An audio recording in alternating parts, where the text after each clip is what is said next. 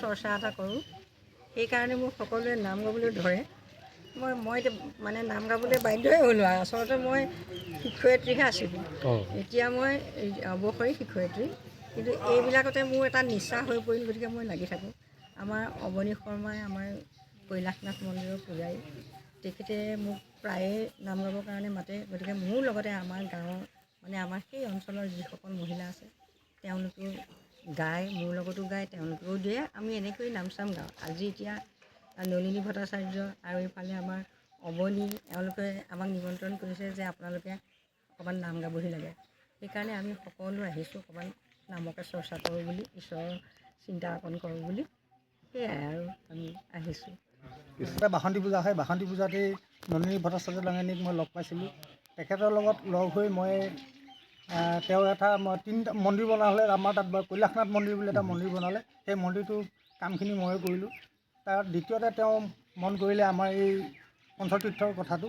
ইয়াত ৰাইজৰ সহযোগত তেখেতক টকা পইচা সকলো তেখেতৰে, মই তাত গোটেই কামখিনি ময়ে কৰিলোঁ। 3 নম্বৰতে আকৌ এভাগ মন্দিৰ এতিয়া বৰ্তমান চলি আছে, আমাৰ এই মাহৰিয়াতী দৌল গোবিন্দ মন্দিৰ। গতিকে গোটেই ৰাইজখিনি সকলোকে মই আমাৰ এই ধৰ্মৰ ক্ষেত্ৰত দলে বলে যোগ কৰি আমাৰ সনাতন ধৰ্মৰ সকলো ৰাইজ ইয়াত একত্ৰিত হৈ আমাৰ এই অনুষ্ঠানভাগ সফলমণ্ডিত কৰিব বুলি আশা ৰাখি তাকে মই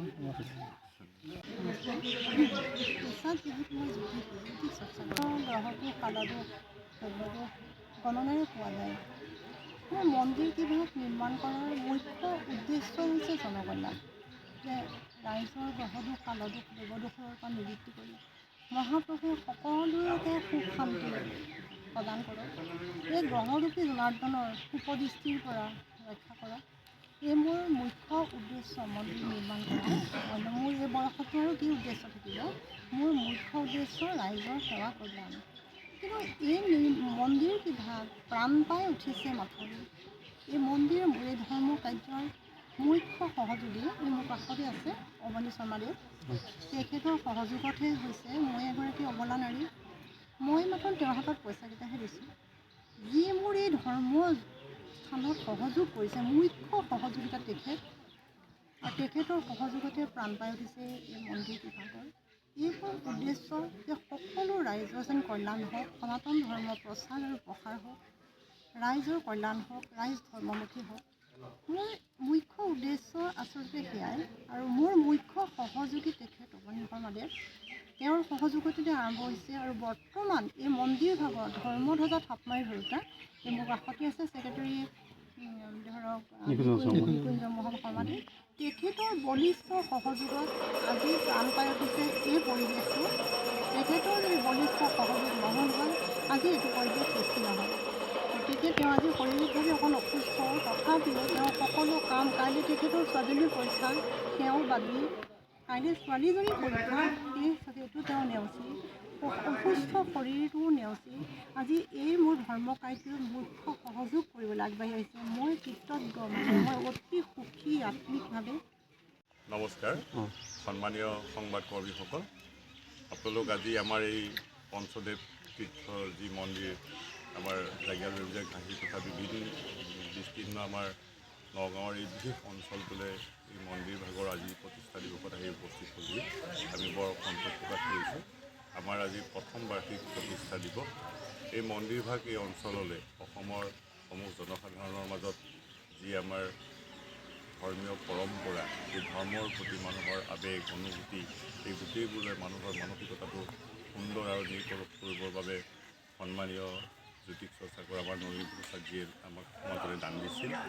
আৰু সেই দান দিয়া মন্দিৰ ভাগেই ৰাইজৰ হাতলৈ আহিল। অহাৰ পিছত ৰাইজে মন্দিৰ ভাগ পৰিচালনা কৰি আছে।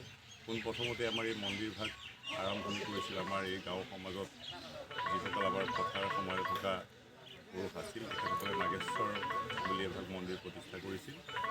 কালক্ৰমত সেই মন্দিৰ ভাগৰ লগতে আহি আমাৰ এই অঞ্চলটোত বৃহত্তৰ জাগিয়াল বেবেজীয়া অঞ্চলটোত আহি আমাৰ এই পঞ্চদেৱ তীৰ্থলৈ ক্ৰমান্বয়ে ৰূপান্তৰ হৈছে। আমি সকলো আজি পঞ্চদেৱ তীৰ্থৰ ভক্ত। আমাৰ এই প্ৰথম প্ৰতিষ্ঠা দিৱসত আমি সকলোৰে কল্যাণৰ বাবে আমি এই পঞ্চদেৱ তীৰ্থ আজি আমাৰ নৈমিত্তিক যি পঞ্চদেৱতাৰ পূজা হৈছে এই পূজা হ'ব। ইয়াৰ পিছতে আমি আজি নাম এভাগৰ আয়োজন কৰিছোঁ। তাৰ বাবেও আমাৰ কিছুমানৰ পৰা ভ্ৰমণ গাঁৱৰ নামতিসকল আহিছে, আইসকল আহিছে, তেখেতসকলে নাম পৰিৱেশন কৰিব। আমি অসমৰ সমূহ জনসাধাৰণক আমাৰ এই মন্দিৰভাগ দৰ্শন কৰিবলৈ অনুৰোধ জনাইছোঁ। আমাৰ যিহেতু ইয়াতে কোনো ধৰণৰ তাঁতছৰ ব্যৱস্থা এতিয়ালৈকে নাই, সকলোৱে সুন্দৰভাৱে আহিব পাৰিব, ঈশ্বৰক প্ৰাৰ্থনা কৰিব পাৰিব, উপাসনা কৰিব পৰা এটা সুন্দৰ জেগা বুলি পেলাই আমি অনুভৱ কৰিছোঁ। এটা সুন্দৰ পৰিৱেশ আমাৰ কলঙৰ এই দাঁতি কাষৰীয়া এই মন্দিৰভাগলৈ আমি সকলোকে স্বাগতম জনাইছোঁ।